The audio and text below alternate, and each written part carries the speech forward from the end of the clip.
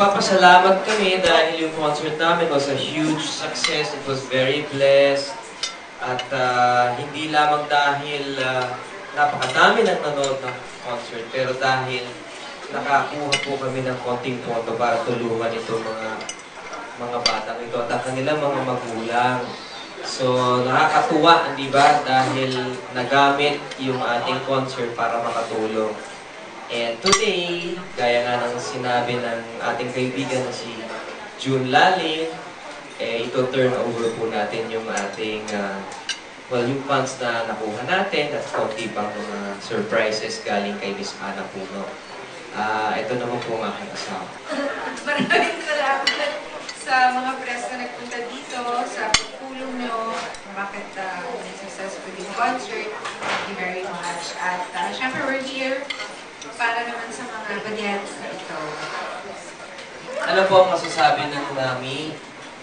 Maraming salamat po sa sponsor, sa PCSO, sa inyong dalawa. Maraming salamat kay Miss Ana Puno, sa McDonald's, kay Ma'am Pia, kay Tano. Maraming salamat. Malaki tulong po ang nabigyan niya sa akin. Walang anuman. Ayan. Ayan, tawagin naman natin ngayon si John Atutubo. Hello, John! Kayo po ba ang mami John? Kayo po si Mrs. Atutubo. Okay. Ayan. Ano po ang masasabi niyo, Mrs.? Ay, dito ko muna. Sabi ko lang po, maraming salamat po sa mga taong tumutulong, lalo po sa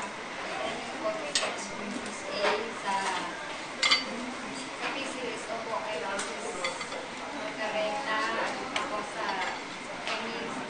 Kaya Cayetano, Roberto, sa McDonald's, ako kay Miss Anso. Maraming. Walang anuman. Si John Edward Gamotea. Ayan po si Mrs. Gamotea. Hello, John.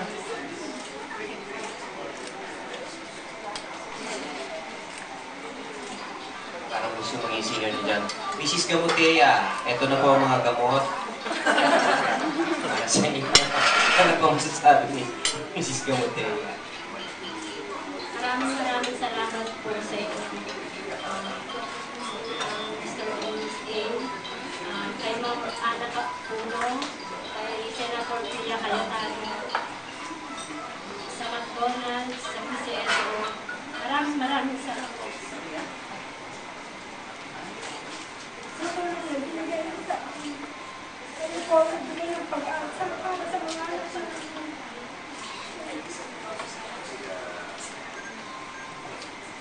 Walang anuman. Yan. Kailangan talunin yung speech note, ha? Si Charles Andrew Rosario! Na nag-Angry Birds. Nag-Angry Birds ni Charles. Silang bird ang ano mo? Ano pinapatay ng bird? Ay, yung mga baboy. Ayun, kayo po ba ang mami? Kasi kaya mo naman siya maglaro. Ito po, ano po masasabi? Maraming salamat po kay Mr.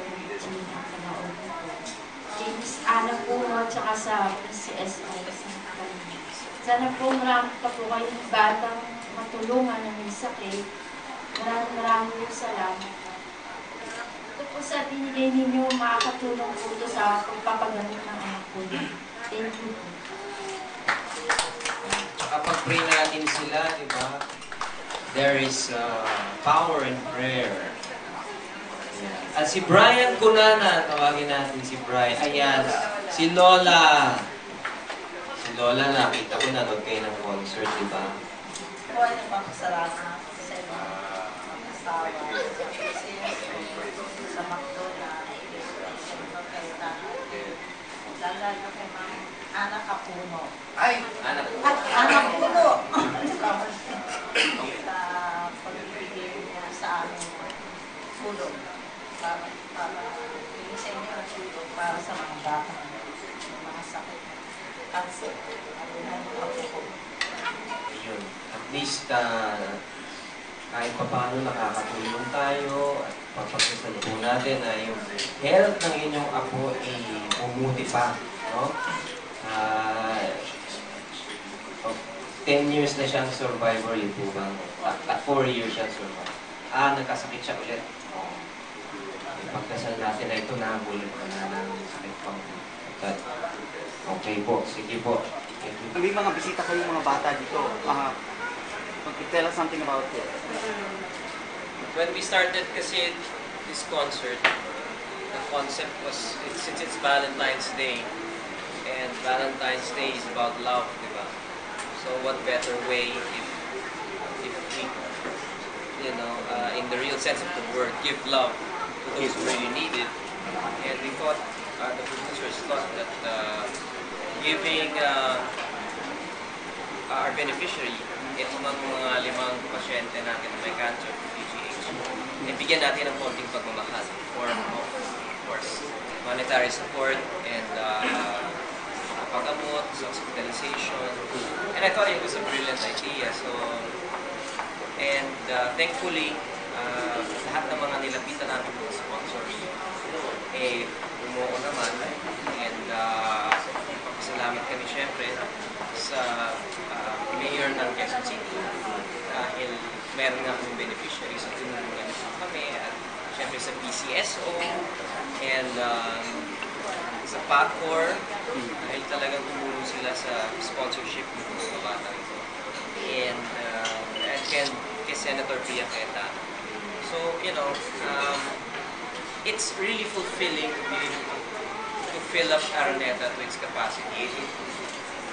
Kahit matagal na namin ginagawa yan, every time that you are able to do something like that, it's always a blessing. But it's even greater the feeling now that you know, because of the success of the concert, you're able to help some kids and their parents as well.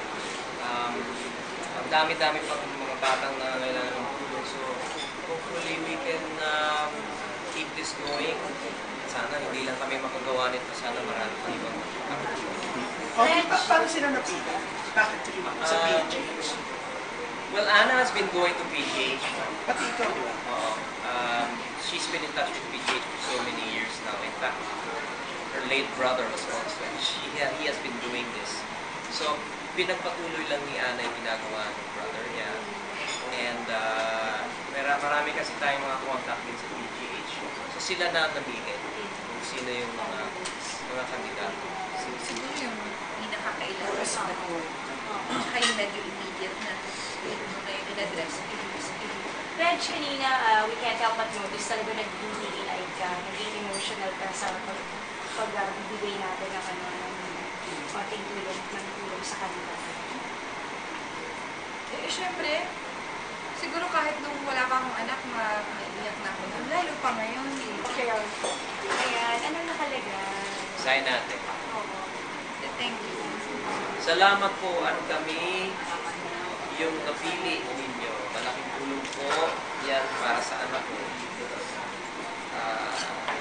Na pakabuto ninyo, huwag po kayong magsawa sa pagtulong sa mga ibang bata. Thank you po sa busilak na puso. Thank you po sa lahat ng tulong na nagbigay niyo sa aking anak at napasaya niyo. Kahit siya ay may karamdaman, sana po ay maraming bata pa ang inyong matulungan. Salamat sa Diyos sa araw na ibinigay sa amin ang aming anak at sa pagbibigay sa amin ng lakas para tanggapin at alamin ang mga magsumong sa buhay. At sa tulong ninyo na nagbibigay pag-asa sa amin ng mga nangangailangan. Lubos po kami nagpapasalamat. Sana bigyan po kayo ng lakas at magandang kalusugan para magpatuloy ang inyong pag-ibig. Salamat din po. Since ang demand doon sa Mr. and Mrs. A ay talagang malaki at may natutulungan kayo after the concert, wala ba, hindi ba mga anak ko? Ang dami, wala. The soonest time possible? Alam mo, kami naman kasi, kaming mag-asawa, parang vocation na rin namin ko. Every chance that we can get na makatulong, we always do it. So, simula pa lang ito. Meron akong gagawin sa April. This is for sa gift naman. It's a golf tournament for sa ano siya, PGA.